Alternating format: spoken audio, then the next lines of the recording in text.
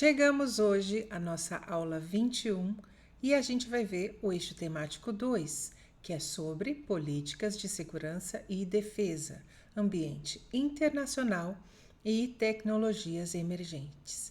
Hoje, o ponto 4 do seu edital, Missões de Paz das Nações Unidas e o Brasil nessas missões de paz, tipologia e debates contemporâneos.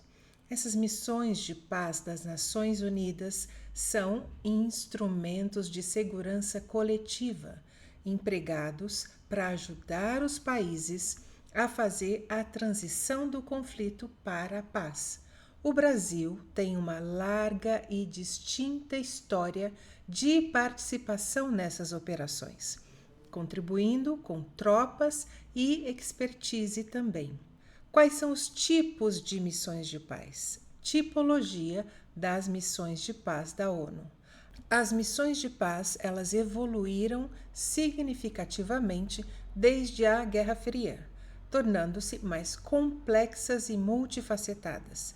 E tradicionalmente elas são classificadas da seguinte forma: primeira classificação, observação de paz, Observer Missions.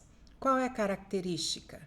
Geralmente são desarmadas essas missões de observação ou com armamento leve. Elas são compostas então por observadores militares ou policiais, mas que só monitoram o cessar-fogo, os acordos de paz e os movimentos das tropas. Exemplos históricos das missões de observação de paz: a Força de Paz da ONU no Oriente Médio, o NTSO, criada em 1948. Mais um tipo: manutenção da paz tradicional, Traditional Peacekeeping. Qual é a característica desse tipo específico?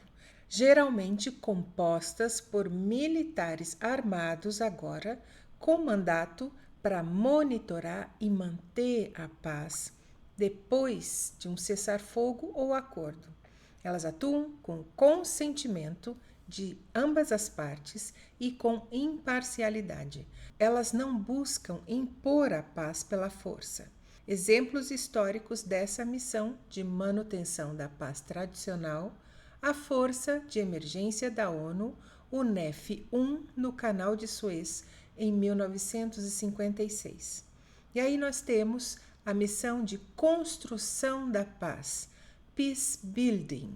Características: ações multifacetadas, que visam então consolidar a paz após um conflito, abordando suas causas raiz e incluem o desarmamento, a desmobilização, a reintegração dos combatentes, a reforma do setor de segurança, a promoção da justiça e do Estado de Direito, o apoio a eleições democráticas e a reconstrução econômica e social.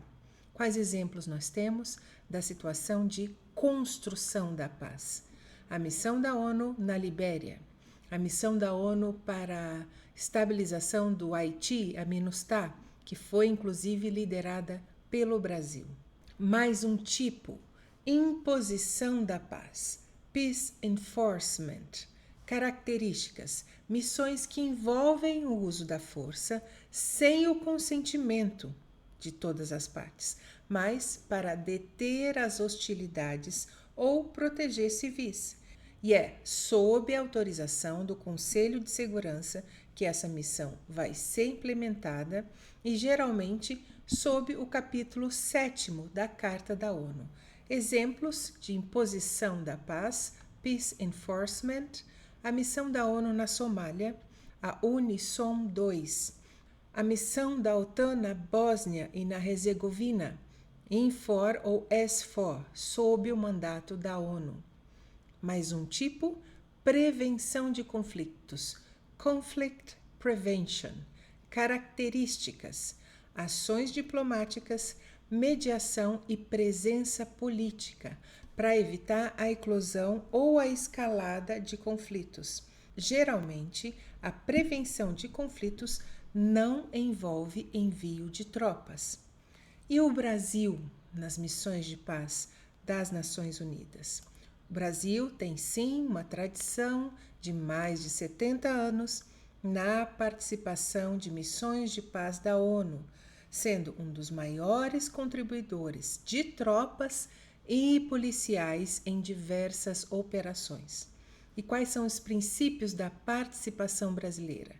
A política externa pauta sua participação em missões de paz pela adesão aos princípios da ONU, como o consentimento das partes, a imparcialidade e o não uso da força, exceto em legítima defesa, né? Embora essa postura tenha sido flexibilizada em alguns mandatos mais robustos em que o Brasil participou. E agora a gente pode falar da MINUSTAH, que foi no Haiti de 2004 até 2017. O Brasil liderou uma força militar da missão da ONU para a estabilização no Haiti, a MINUSTAH, por 13 anos, e foi a maior e mais complexa participação brasileira, que gerou também debates importantes. Primeiro, sobre a liderança brasileira, o uso da força em áreas urbanas e a construção de capacidades. A questão da liderança representou sim um aumento da projeção internacional do Brasil. E sobre o uso da força, a atuação brasileira em favelas haitianas levantou questionamentos sobre o uso de táticas militares em contextos de segurança pública. E sobre a construção de capacidades, além da segurança, a MINUSTAH teve um forte componente de construção da paz e assistência humanitária. Então, revisando, a missão das Nações Unidas para a estabilização no Haiti, MINUSTAH, foi liderada pelo Brasil, foi uma operação de manutenção da paz e durou 13 anos, de 2004 a 2017, para estabilizar o país após o quê? Um golpe de Estado e o fortalecimento das instituições locais. A missão, que contou com a maior presença de tropas brasileiras na história, envolveu ações para combater a violência de gangues, ajudar na reconstrução após o terremoto também de 2010 e a realização de projetos sociais e de cooperação técnica. Mas também é importante que você saiba que há milhares de denúncias de abusos sexuais contra a MINUSTAH, praticados por soldados, por funcionários civis da ONU e de toda a organização da ajuda humanitária, que também mancharam a imagem da operação.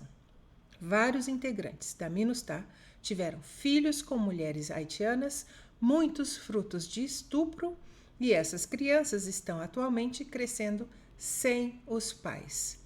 Portanto, nem tudo são flores quando se trata de intervenção de uma força estrangeira, mesmo que seja uma força da ONU, em um país em conflito, em guerra, em desordem social. Então, agora passamos para a participação atual. O Brasil continua, sim, a contribuir com oficiais de Estado-Maior, observadores militares e policiais em diversas missões. Exemplo, na República Centro-Africana, o MINUSCA, no Saara Ocidental, o MINURSO, no Sudão do Sul, o UNIMIS e outras missões também. A Marinha do Brasil também tem se destacado em missões navais e fluviais.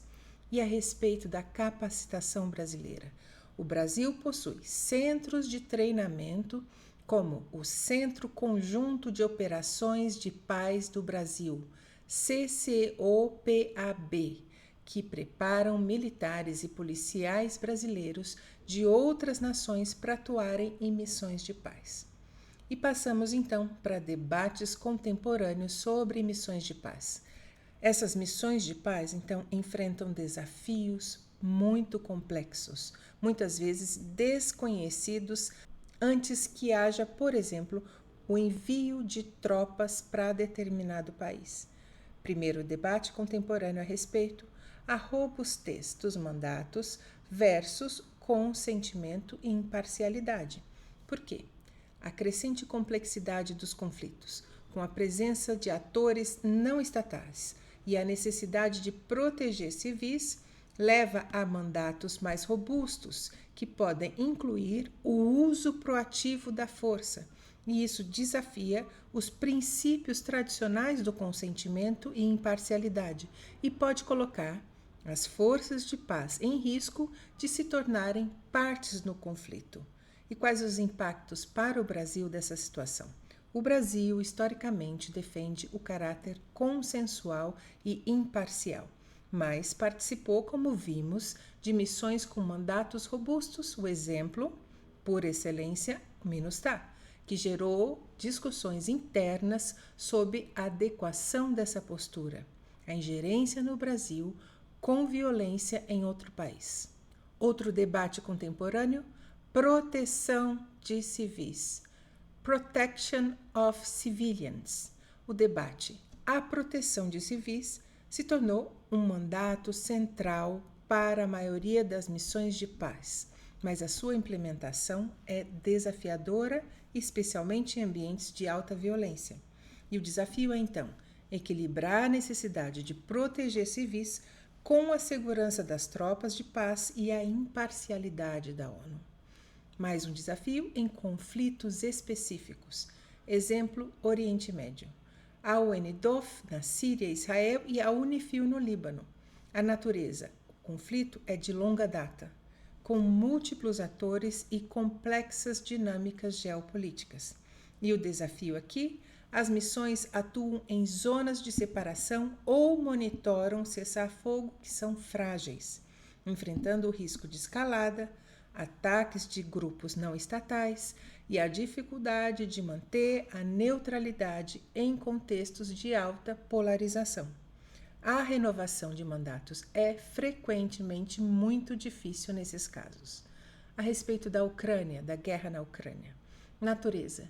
É um conflito interestatal em larga escala, com o envolvimento de uma potência nuclear, que é a Rússia, e grande polarização internacional.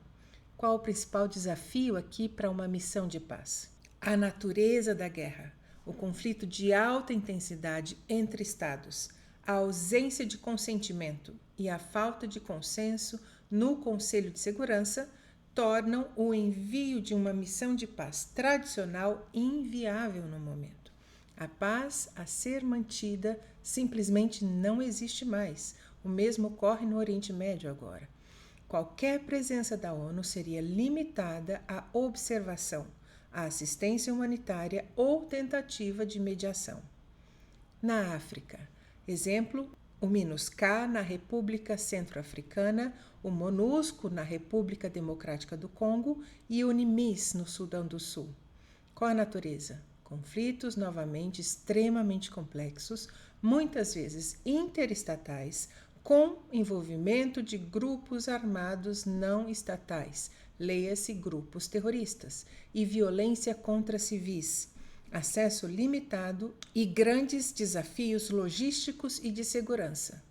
Principal desafio aqui: as missões na África são as mais numerosas e perigosas, e elas enfrentam a resistência de grupos armados, a exploração de recursos naturais que alimentam os conflitos, a fragilidade das próprias instituições estatais e a falta de infraestrutura. Então, a proteção de civis é sim uma prioridade constante e o peace enforcement é muitas vezes necessário. E o Brasil contribui para algumas dessas missões. Mais um desafio contemporâneo: questões de gênero e proteção de crianças. Qual é o debate aqui? A crescente importância de integrar a perspectiva de gênero e a proteção de crianças nos mandatos da ONU e operações das missões de paz, incluindo a prevenção, a resposta à violência sexual relacionada a esses conflitos.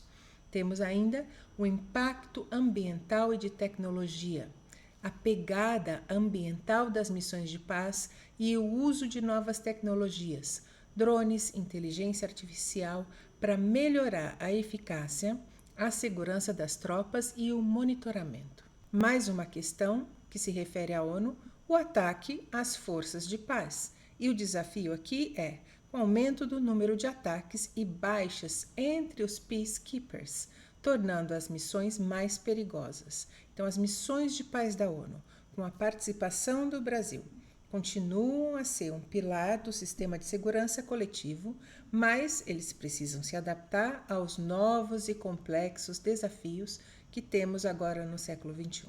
E o debate contemporâneo reflete essa busca por mais eficácia, relevância e segurança para aqueles que servem sob a bandeira azul da ONU. Na apostila eu trouxe a dica de leitura da Carta da ONU para vocês, o capítulo 7 especialmente, que se refere a esta temática dos artigos 39 ao 51. Como eu sei que muita gente não vai procurar para ler, vamos ler juntos aqui o capítulo 7 inteiro, para que você ao menos tenha ouvido falar. Então você pode colocar só a partir desse momento da aula novamente para você. O capítulo 7 eu vou abrir o arquivo aqui para a gente começar a ler artigo por artigo. E você vai lembrar deles na hora da prova. Vamos passar a leitura agora. Capítulo 7, ação relativa a ameaças de paz e ruptura de paz e de atos de agressão. Esse é o capítulo 7 da Carta da ONU. Artigo 39. Conselho de Segurança determinará a existência de qualquer ameaça à paz, à ruptura da paz ou ato de agressão e fará recomendações ou decidirá que medidas deverão ser tomadas de acordo com os artigos 41 e 42, a fim de manter ou restabelecer a paz e a segurança internacionais. Artigo 40. A fim de evitar que a situação se agrave, o Conselho de Segurança poderá, antes de fazer as recomendações ou decidir a respeito das medidas previstas no artigo 39, convidar as partes interessadas a que aceitem as medidas provisórias que lhe pareçam necessárias ou aconselháveis. Tais medidas provisórias não prejudicarão os direitos ou pretensões, nem a situação das partes interessadas. O Conselho de Segurança tomará a devida nota do não cumprimento dessas medidas. Artigo 41. O Conselho de Segurança decidirá sobre as medidas que, sem envolver o emprego de forças armadas, deverão ser tomadas para tornar efetivas suas decisões e poderá convidar os membros das Nações Unidas a aplicarem tais medidas. Essas poderão incluir a interrupção completa ou parcial das relações econômicas, dos meios de comunicação ferroviários, marítimos, aéreos, postais, telegráficos, radiofônicos ou de qualquer outra espécie e o rompimento das relações diplomáticas. Ou seja, tudo antes de se declarar guerra, de se atacar outro país. Artigo 42. No caso de o Conselho de Segurança considerar que as medidas previstas no 41 seriam ou demonstraram que são inadequadas, poderá levar a efeito, por meio de forças aéreas, navais ou terrestres, a ação que julgar necessária para manter ou restabelecer a paz e a segurança internacionais. Tal ação poderá compreender demonstrações, bloqueios e outras operações por parte das forças aéreas, navais ou terrestres dos membros das Nações Unidas. 43. 1.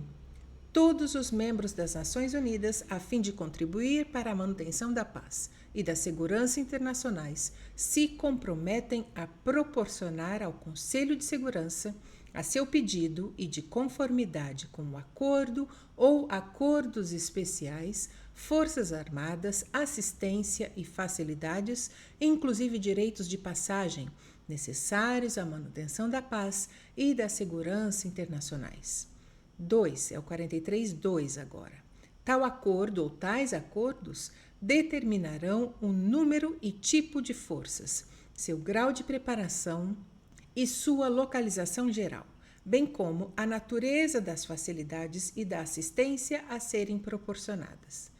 3. O acordo ou acordos serão negociados o mais cedo possível, por iniciativa do Conselho de Segurança, serão concluídos entre o Conselho de Segurança e membros da organização ou entre o Conselho de Segurança e grupos de membros e submetidos à ratificação pelos Estados signatários de conformidade com seus respectivos processos constitucionais.